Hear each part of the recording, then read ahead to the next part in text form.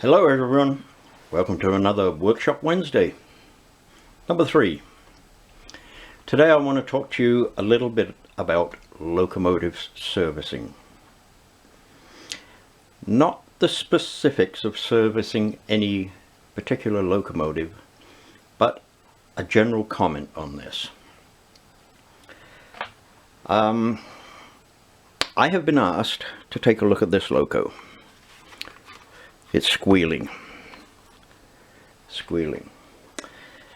There's a history with these. This is Bachmann Spectrum, and when these first came out they had a batch of motors that were not lubricated, so the shafts are dry. It's very difficult to get at, very difficult to do.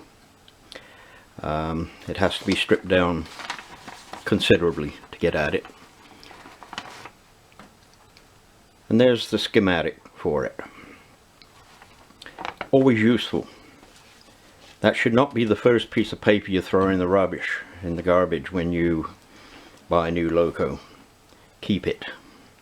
It's handy.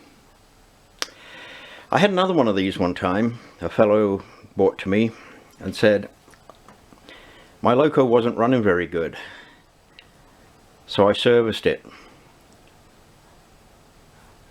Now it won't run at all.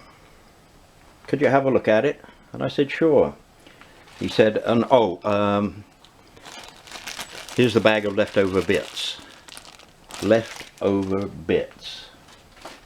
Yeah, I remember buying a loco for $300, and the shopkeeper, after he'd taken my money, said, oh, here's your bag of leftover bits.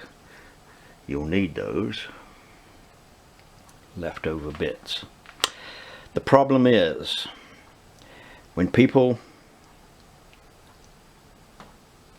start taking these things apart and they don't know what they're doing, very often they take a screw out and toss it in a little tub.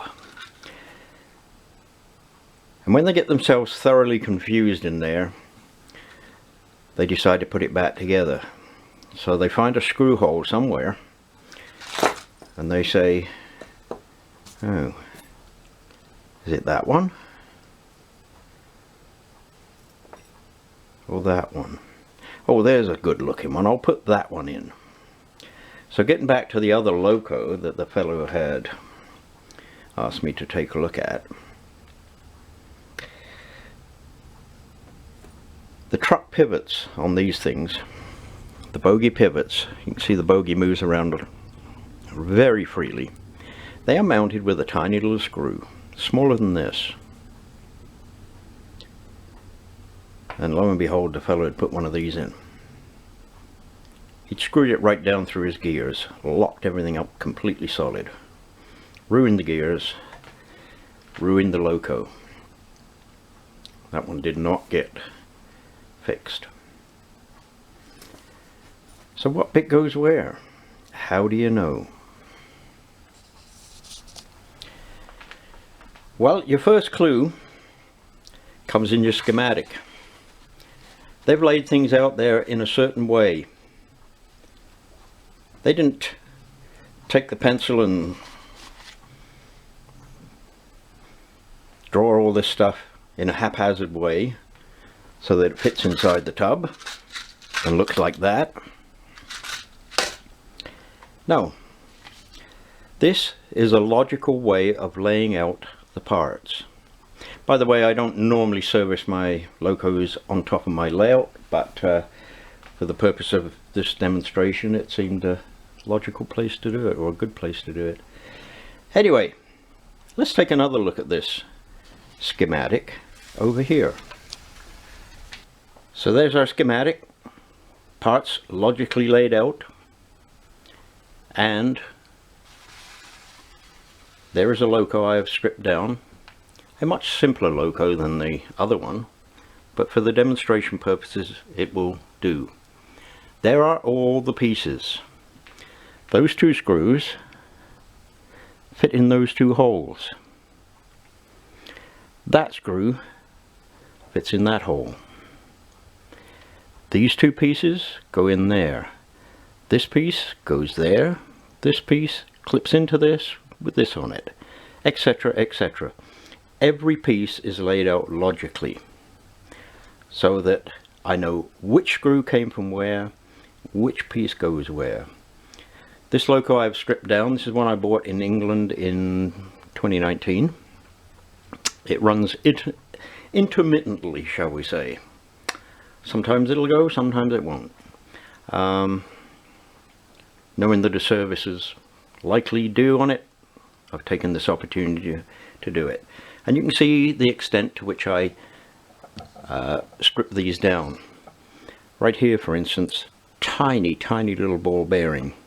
If you do one of these on a triang and you strip it to this extent, be very careful. You lose those, you've lost your engine.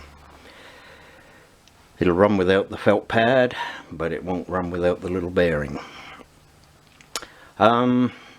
Anyway, each of these pieces will now be cleaned, and as they're cleaned, they'll be put back exactly where they are.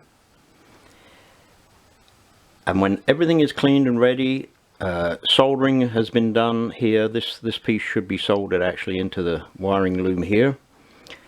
When that's all done and all the parts are cleaned up, good electrical contact across everything, then I'll reassemble in logical order,